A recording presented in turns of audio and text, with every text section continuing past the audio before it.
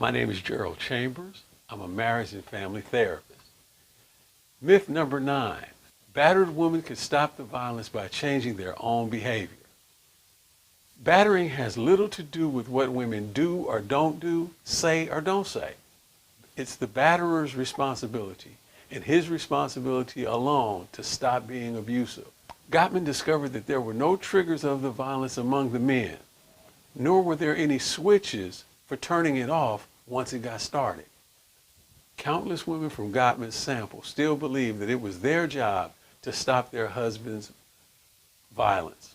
A lot of women believe that, not just in his sample, but a lot of women in abusive relationships feel like if they could just change their behavior, their husbands would stop their abusiveness. And there's a lot of victim blaming in our society. Because battering has a life of its own and seems to be unrelated to the actions on the part of the woman, couples therapy makes little sense as a first-line treatment. One would not expect couples therapy to work since the battering has nothing to do with what the women are doing or saying. Couples therapy has other disadvantages. First, it can increase the risk of violence by forcing the couple to deal with conflict on a weekly basis, or however often they're going to therapy, leaving the batterer in a constant state of readiness to batter. Second, when the couple is seen together, the therapist implies that they are mutually responsible for the violence.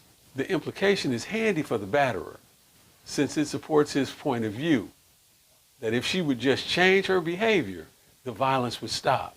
The victim ends up being blamed for her own victimization.